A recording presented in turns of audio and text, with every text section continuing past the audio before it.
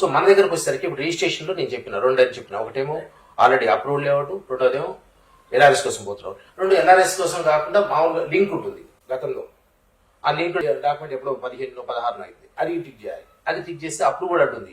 Link అనే document వచ్చినప్పుడు link document అనేది మళ్ళీ మనం డాటా ఫీడ్ చేస్తాం. డాటా ఫీడ్ చేసినప్పుడు నువ్వు ఎల్ఆర్ఎస్ కడతావా అని మళ్ళీ అడుగుతుంది, లేకపోతే పాత డాక్యుమెంట్. ఎల్ఆర్ఎస్ వద్దు అనుకుంటే నువ్వు మామూలు రిజిస్ట్రేషన్ చేసుకోవచ్చు. ఇప్పుడు పాత దస్తావేజులకు రిజిస్ట్రేషన్ చేస్తున్నావు కాబట్టి వాళ్ళు చేసుకోవచ్చు. కానీ ఎల్ఆర్ఎస్ అడిగినప్పుడు ఎల్ఆర్ఎస్ కడతాము అన్నప్పుడు మళ్ళీ ఆ ఎల్ఆర్ఎస్ కడతా అన్నప్పుడు నువ్వు 1000 రూపాయలు కట్టినవా 1000 రూపాయలు కట్టలేదా, 1000 రూపాయలు కట్టుంటే అదే డాటా ఫెచ్ అవుతుంది, కట్టకపోతే ఇప్పుడు సబ్మిట్ చేయాల్సి ఉంటుంది. ఆ విధంగా వచ్చిన తర్వాత ఆ దస్తావేజుని బట్టి మనకి ఆ ప్రీ రిజిస్ట్రేషన్ మాడ్యూల్లో మనం అప్లోడ్ చేసినాక మనకి ఎల్ఆర్ఎస్ కట్టిన వాళ్ళకి అప్పుడు రేటు లేకపోతే ఇప్పటి రేటు క్యాల్కులేట్ చేసేసి ఇంత స్టాంప్ డ్యూటీ ఇంత ఫీజు కట్టాల్సి ఉంటుందని చెప్తుంది. ఆ ఫీజు మనం తీసుకుంటాం, అదే మనం పే చేయాల్సి ఉంటుంది. ఒకవేళ ఈ 31 మార్చి వరకు ఉంటే మాత్రం 25% ఎగ్జిబిషన్ ఉంటుంది. అది మొత్తం కూడా మా రిజిస్ట్రేషన్ డిపార్ట్మెంట్ సంబంధం లేదు, ఎంఏడి వాళ్ళతో అది క్యాల్కులేట్ అవుతుంది, వాళ్ళు కడతారు. మార్కెట్ వాల్యూని బట్టి మనకు అక్కడ క్యాల్కులేట్ చేసి ఒక సమరీ షీట్ వస్తుంది. ఆ సమరీ షీట్ మనం చెక్ చేసుకోవచ్చు. చెక్ చేసుకున్న తర్వాత ఒక ఐడి వస్తుంది. ఓకే, సో ఆ విధంగా వచ్చిన తర్వాత మనం మొత్తం అయిన తర్వాత సక్సెస్ అని చూపిస్తుంది. దాన్ని అండర్టేకింగ్ మనం ప్రింట్ తీసుకోవచ్చు దాన్ని కట్టినట్టు.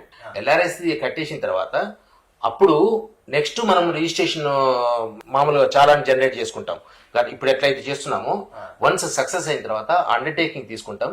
లింక్ ద్వారా పే చేస్తున్నారు, అది పే చేసిన తర్వాతనే సక్సెస్ వస్తుంది. వాళ్ళు ఇచ్చే లింక్ ద్వారా అందులోనే ఆన్లైన్లోనే చేస్తారు. జనరేట్ చేసుకుంటే ఇప్పుడు ఎట్లయితే ఆన్లైన్ ఆఫ్లైన్ కడుతున్నారో సేమ్ పద్ధతిలో కట్టొచ్చు. అంటే ఈ రెండు కూడా సైమల్టేనియస్ కట్టాల్సి వస్తుంది. ఎల్ఆర్ఎస్ అయిన తర్వాత సక్సెస్ అయిన తర్వాత మాది కట్టాల్సి వస్తుంది. ఆ registration charges, stamp duty fee, user, హరిత నిధి ఇవన్నీ కూడా తీసుకొని కట్టిన తర్వాత ఈ చాలన ప్లస్ ఆ సక్సెస్ అని వచ్చింది ఏదైతే మీరు అండర్టేకింగ్ తీసుకుంటారో ఆ అండర్టేకింగ్ ఫామ్ తీసుకొని దాని మీద కూడా ఒక సైన్ చేసి ఈ చాలన పెట్టేసి దస్తావేజ్ తయారు చేసుకొని మా దగ్గర పెడితే రిజిస్ట్రేషన్ అవుతుంది. ఈ వివరాలన్నీ ఎంటర్ చేయాల్సింది డాక్యుమెంట్ రైటరే చేస్తారు, లేదా మీమైన ఇంటి దగ్గర చేసుకోవచ్చు, ఎవరైనా చేసుకోవచ్చు. అవగాహన ఉన్న ప్రతి ఒక్కరు డాక్యుమెంట్ రైటర్ ఎప్పుడు కూడా లైసెన్స్ లేవు, డాక్యుమెంట్ రైటర్ చేయాలని రూల్ లేదు. డాక్యుమెంట్ రైటర్ మనకి ఎప్పుడో ఒకసారి ఇల్లు కొనుక్కుంటారు, షాప్ కొనుక్కుంటారు, లేదా భూమి కొనుక్కుంటారు, ప్లాట్ కొనుక్కుంటారు. వాళ్ళకి ఆ దస్తావేజు తయారు చేసే పద్ధతి తెలియక అది రాసుకునే అంశాలు అందరికీ తెలియవు కాబట్టి దస్తావేజు రాసే లేఖర్ల దగ్గరికి పోతారు, లేదా అడ్వకేట్ దగ్గరికి పోతారు. అంతే తప్ప డాక్యుమెంట్ రైటర్లు పే చేయాలని ఎక్కడే లేదు, మనమే చేసుకోవచ్చు. తెలియకపోతే తెలిసిన వాళ్ళతో పే చేసుకోవచ్చు. అర్థమైంది. సో రిజిస్ట్రేషన్ ఆఫీస్ లో ఈ డీటెయిల్స్ అన్ని ఎంటర్ చేసే పని కాదు, ఎవరికి వాళ్ళు చేసుకోవచ్చు.